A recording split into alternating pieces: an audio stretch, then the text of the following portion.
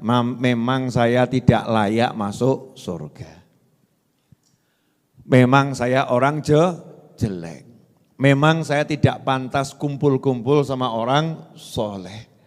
Memang saya ini orang yang terbuang. Akhirnya tahun ke-11 meninggalkan majelis. Dikasih semangat, motivasi, diiming-iming. Itu namanya ad-darghib. Kalau ditakut-takutin, itu namanya ad-darhib. Jadi ada yang orang itu mendekat kepada Allah dengan disemangati, dengan berbagai macam pahala, berbagai macam nikmat yang Allah siapkan untuknya di jannah. Ada orang yang mendekat sama Allah itu dengan ditakut-takuti. Ada istilah begini di Al-Quran, wahyunya Allah, fafirru ilallah, larilah menuju Allah. Manusia itu kalau takut sama singa, larinya mendekati singa atau menjauhi singa? Ada singa gitu, kita lari menghindari singa, bukan lari mendekati si singa. Ada ular yang berbisa, takut sama ular tadi, kita lari meninggalkan ular, bukan lari mendatangi ular. Beda dengan takut pada Allah Ta'ala. Orang itu kalau takut kepada Allah, larinya mendekati Allah. Kenapa? Karena tidak ada yang bisa menyelamatkan dari Allah kecuali Allah. Gak ada yang bisa menyelamatkan dari Allah kecuali Allah. Gak ada yang bisa menyelamatkan dari amarah Allah kecuali kasih sayang Allah. Tidak ada yang menyelamatkan dari murkanya Allah kecuali ampunannya Allah. Nah, ini menjadi prinsip dalam hidup. Dalam hidup ini kalau kita punya salah, larilah ke Allah. Ya, saya punya salah sama Allah, maka saya akan lari ke Allah.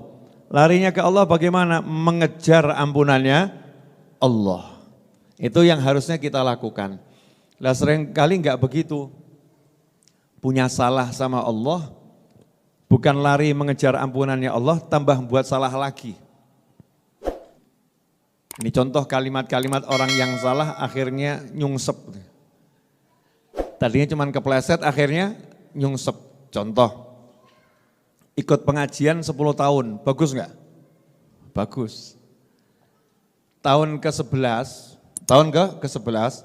lihat pria tampan kalau itu wanita, wanita cantik kalau itu pria. Terus tergoda, kemudian melakukan hal-hal yang dilarang oleh Allah Subhanahu wa Ta'ala. Bagus atau jelek? Jelek. Nah, kalau orang yang alim, orang yang ngerti, orang yang ma'rifah, orang yang paham, orang yang kenal Allah Ta'ala, begitu sadar, loh kok saya berbuat salah, dia akan langsung lari ke Allah. Akan nangis, akan minta ampun sama Allah, akan berbuat apapun agar Allah mengampuninya dan selalu optimis, husnudzon, prasangka baik. Gak mungkin gak diampuni Allah, selalu dia berjuang cari ampunannya Allah Subhanahu wa Ta'ala.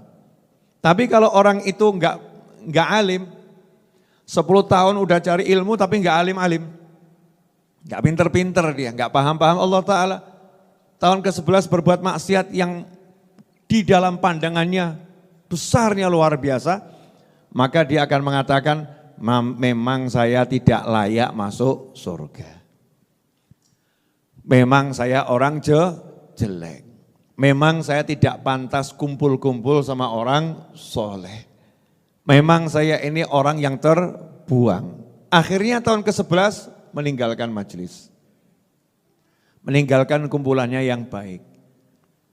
Meninggalkan teman-temannya yang ngajak amal soleh. Sembari mengatakan, itu bukan bagianku. Aku orang jelek, bukan orang baik. Na'udzubillah min dzalik. Ini udah terpeleset, nyungsep. Nah, seharusnya bagaimana? Seharusnya kalau orang itu salah, orang itu punya kesalahan, segera minta maaf. Dan paling enak tuh minta maaf sama Allah Ta'ala. Kenapa?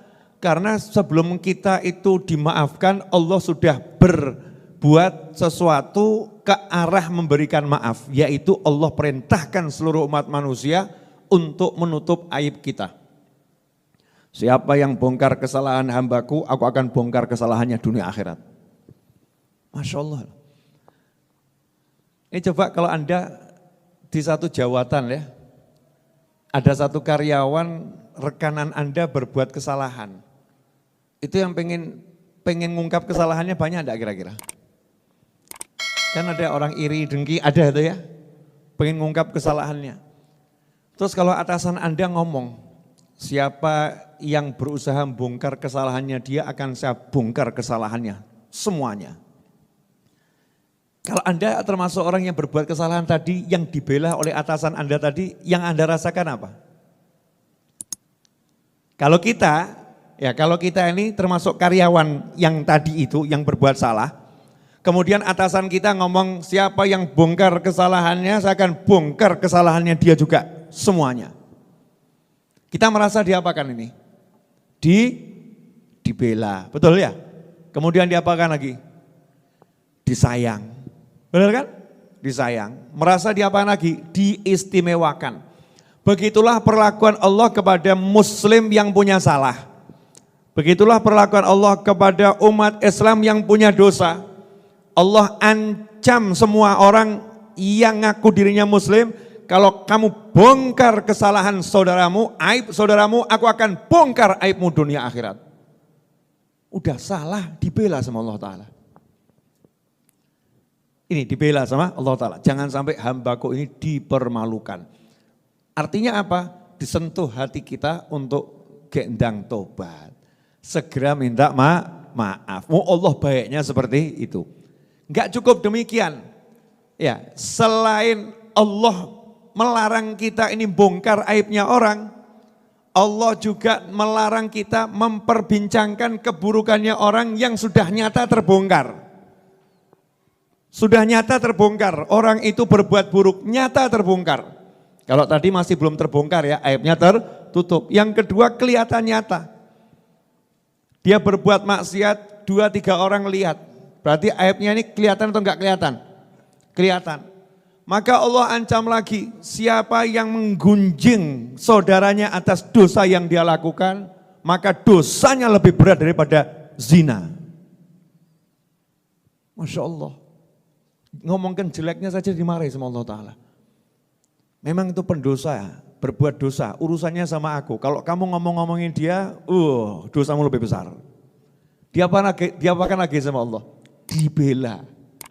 Sama Allah dibela. Sama Allah disayang.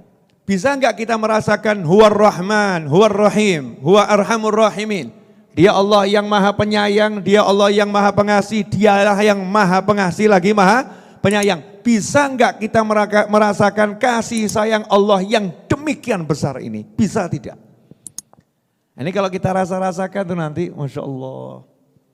Ternyata betul orang yang punya salah sama Allah Ta'ala ditakut-takutin neraka. Itu sebetulnya bukan ditakut-takutin neraka. Disuruh marani Allah. Datengin aku, nanti aku yang bereskan neraka. Datengin aku, kuburan nanti yang ruwet-ruwet aku yang bereskan. Malaikat ini bebas dari siksa kubur. Malaikat ini bebas dari siksa api neraka. Aku yang akan bereskan. Tapi kamu datengin aku. Fafirru ilallah. Lah inilah yang diketahui oleh para aulia wassalihin. Rahasia inilah yang dipahami oleh para wali-wali Allah. Makanya para wali-wali Allah, hamba-hamba Allah yang soleh itu tidak pernah khawatir dengan perbuatan dosa.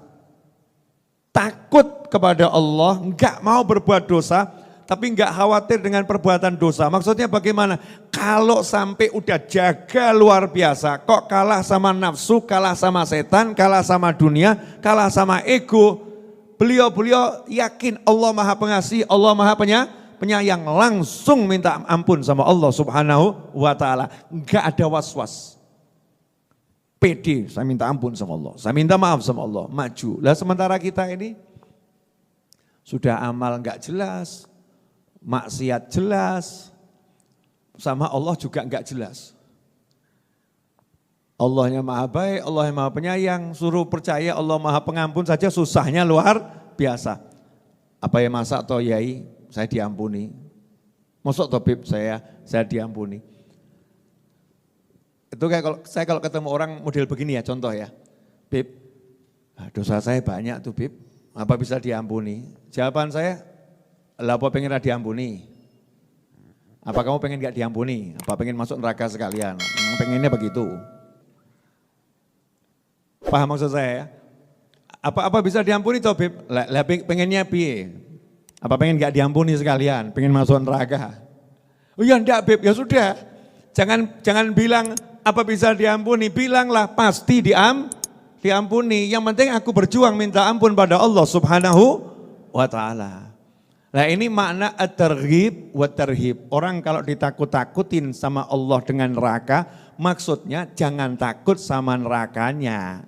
Buat rasa takutmu itu pemicu untuk minta tolong sama Allah Subhanahu wa ta'ala.